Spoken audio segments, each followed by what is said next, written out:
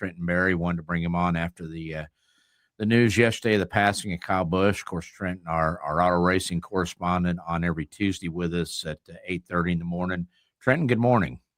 Hey, good morning. I love my spots every week, and I love being a part of this show. You guys doing wonderful things, but I sure wish it wasn't today's topic. Yeah. We wanted to bring you on with your racing knowledge and background and place that you sit in that sport currently today. I just kind of wanted to get your thoughts on Kyle Busch and what he meant to NASCAR, and kind of describe what his reputation was like out there. Sure. I think probably the biggest darkest day that NASCAR ever had, and probably will have. I don't know. I mean, obviously to this point was the day we lost Dale Earnhardt and his passing. And from that point on, you had a couple of guys that kind of carried that sort of demeanor and kind of that mantra and that style of racer. You had Tony Stewart was one of them, and the other one was Kyle Busch. And they kind of, early on in Kyle's career, he really embraced that kind of the role of the villain, and not necessarily, I wouldn't say he was the outsider, because he was always on, the really well-funded teams and competed and won. I mean, gosh, he's won the most O'Reilly races and most truck races of anybody ever. So he wasn't in that regard, he was just a legend within the sport. And over the past few years, he'd had the birth of his two kids and his boy Brexton now racing quite a bit. He kind of showed a different side of himself, and he was a wonderful father. And by all accounts, everybody said he was a great husband. I can't speak to that aspect of him.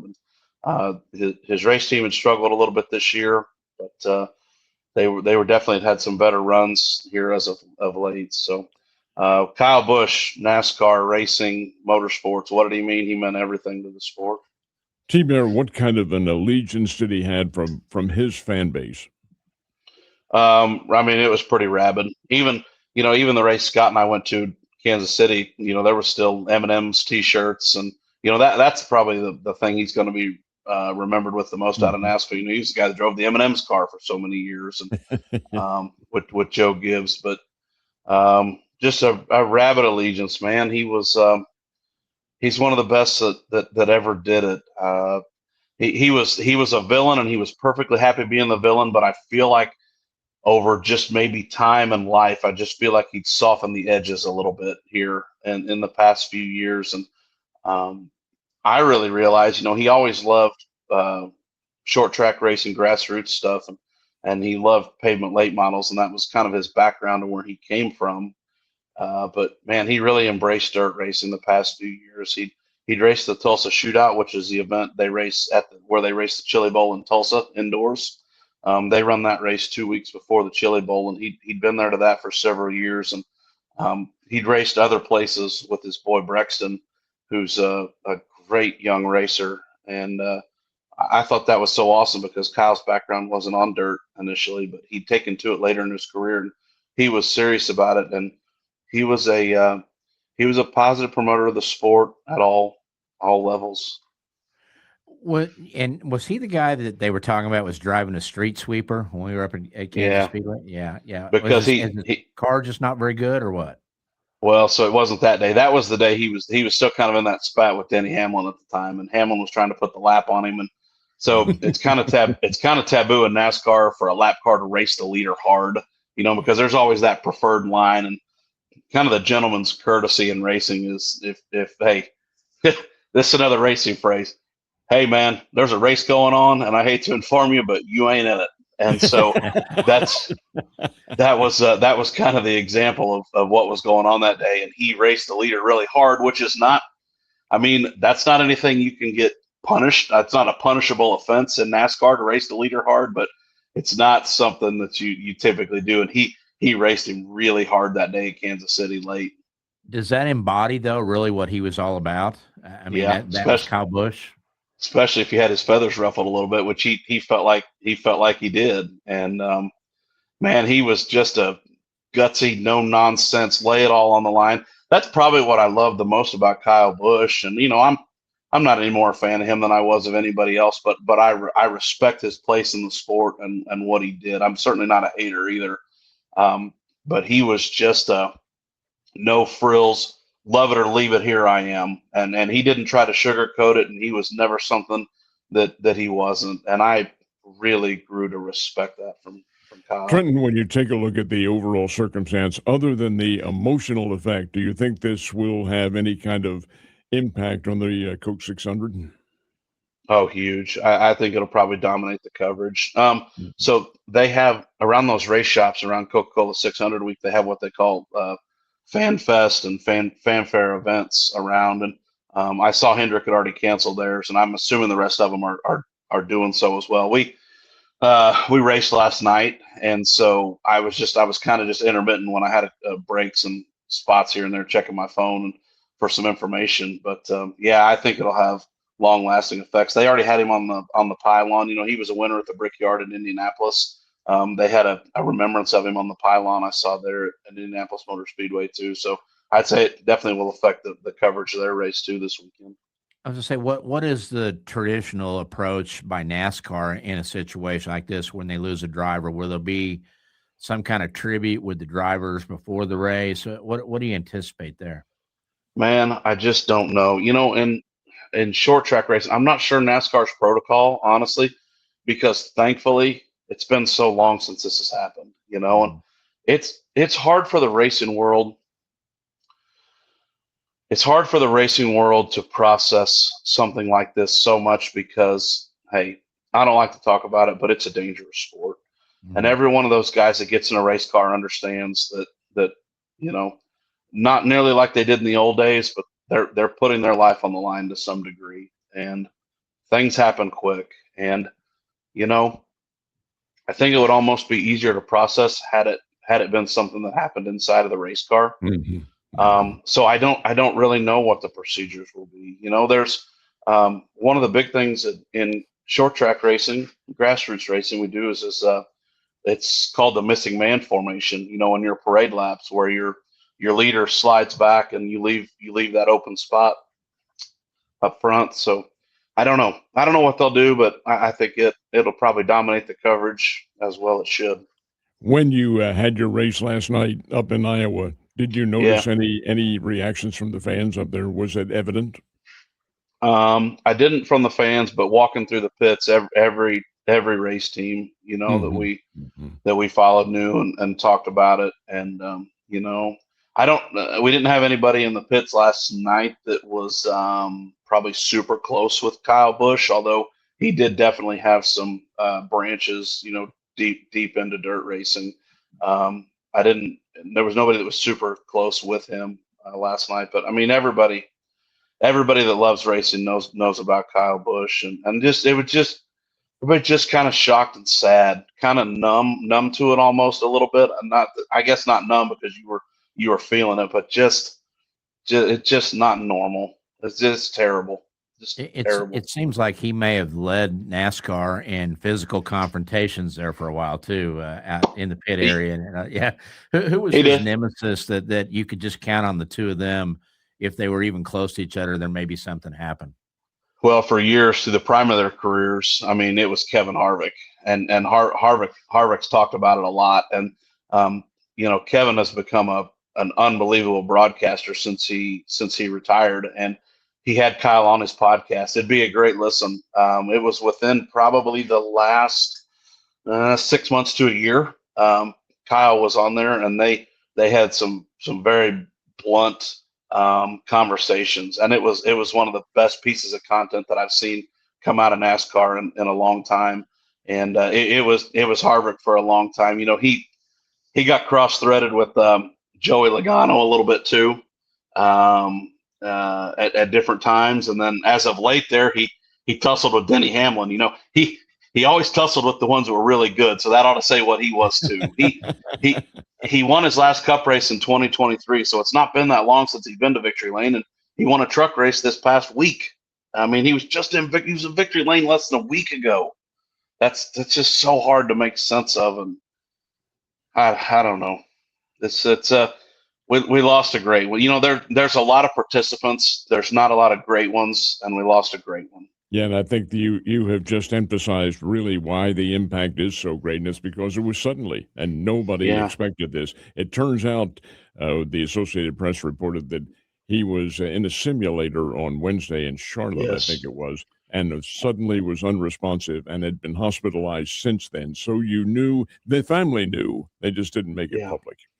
And the simulators, the simulators, they call them the simulator, the sim. When you hear those guys say that, that's modern NASCAR. That's because they don't have two practices, and NASCAR's limited testing, and they've done that as a way to keep costs down. So these guys go live in these sims, and sometimes they'll run 3, 4, 500 miles some days on these sims, and that's part of their job, and they have to get time on the sims, and the manufacturers have them as well, and it's hard. Some teams don't even get sim time, and if you're not small enough, if you're small enough and don't have one, like AJ Allmendinger doesn't even get to get on the sim, and so that's a huge part of the NASCAR team's preparation week to week. They do so much electronically, whereas they used to replace that with track time. They don't get very much track time anymore, so yeah, that's stuff that they do every single week. So what happens now with that car and that team? Do they have another driver that they call up, or how does that work in NASCAR? So they had the driver, the Hill, was planning to race this weekend. Yeah, I mean they'll have other drivers in the pipeline. I don't know necessarily what their plan was. When Dale passed, Kevin Harvick was virtually an unknown. And look at the career that he laid out. I mean, he's going to be remembered as one of the greatest ever, just like Kyle. And so I'm not sure. I haven't heard, but yeah, they will. I mean, that's a chartered team that's funded. So you'll have to put somebody behind the wheel to fill the slot to go race. I think it's Austin Hill is who they have appointed. Yeah, this weekend. And the fact that it was announced yesterday morning that this was going to happen led you to believe, hey, this is something that is pretty serious. It was, and I saw that yesterday, and I thought, man, gosh, he must have really got down. I was going through the course of the morning and the day, and I kept waiting to see hey, Kyle Busch has been released. He's at home. Everybody's thinking about Kyle. He's going to go ahead and continue to get better, and it just didn't expect it. I mean, it literally stopped me in my tracks yesterday afternoon. I was doing my pre-race live with one of our local racers who incidentally was just coming off a pretty serious accident in his own right and was making his return to the seat yesterday. And all that transpired, and the news came out, and my guys hit me with it right when I got back to the production van, and my knees physically felt weak, when they told me. Well, we talked with you Tuesday, big weekend up at Lucas Oil. You're in Iowa. Yeah. I assume it looks like the weather may hold out for some of these dirt track races. Sure. Yeah. Lucas got rolling last night with the Show Me 100. They got part of the program in, and then the rain came, and so they suspended it basically. And so they're gonna run tonight's qualifying program first, the Friday night, and then they're gonna pick up with what they had left of Thursday. So they got a little bit in, and weather at home's not great for this weekend for sure. But they're trying. Wanted to ask you, we didn't get to talk about much about it on Tuesday, but Coca-Cola 600 at Charlotte. What are some of the things to watch? What kind of track is this Charlotte Motor Speedway? Kind of give us the lowdown on what we'll see. So I think the coolest thing is sold out. I mean, I think that's one of the main things that's going to be a headline for the weekend, and that's awesome. The huge grandstands, kind of the home base for everybody, for all these NASCAR teams, and so they always enjoy that. The 600 miles, longest race, definitely equipment and attrition will play into that. Charlotte's a 1.5 mile racetrack. It's one of the Speedway motorsports tracks and one of the staples on the NASCAR circuit. It's the first of 2 races, 2 cup races on the schedule this year. The next one will be in the Chase in the fall. And it's Ross Chastain won the race, and most recently. So your 1.5 mile teams, the powerhouse teams, definitely come to shine here. Look for Hendrick cars to be really good. They generally are, and look for the Gibbs cars to be good as well here. And you have a young lady who'll be going for the double, assuming That's that right. Indianapolis does run. Yeah, and got to get herself qualified and get in for sure, and that'll that'll be cool to see. I hope it happens. I hope it happens. I hope she has success, and that could be a very very positive, an awesome thing for the weekend for sure. Would be. Where is the Indy 500 now in the grand scope of things compared to where it was 20, 25 years ago? Is it still the biggest deal on their circuit, obviously? But what about in auto racing as general? Does the Coca-Cola 600 get fairly close in terms of viewership or not? I mean, I don't. So I'm not 100% on viewership. I would say that Indy still probably carries the day. I mean, it's just so legendary. There's over 200,000 people go to that thing. It's insane. It still sells out. It's still a hot commodity, a very valuable ticket. I would say that IndyCar, it was never. I mean, full disclosure, it was never my favorite form of racing. But for just the spectacle that it is, I would love to go sometime. I would love to go check that race out and see what it's all about, for sure. I think it's it's one of the biggest. I'd say obviously for NASCAR it's the Daytona 500. For IndyCar it's the Indy 500. And shoot, I don't know. It probably, I guess thinking about it, probably still the biggest race in America for sure. And it's a great day for motorsports. I love the Sunday because racing really gets to own the day. And you know how special that is, and how hard that is for any sport to just dominate the day.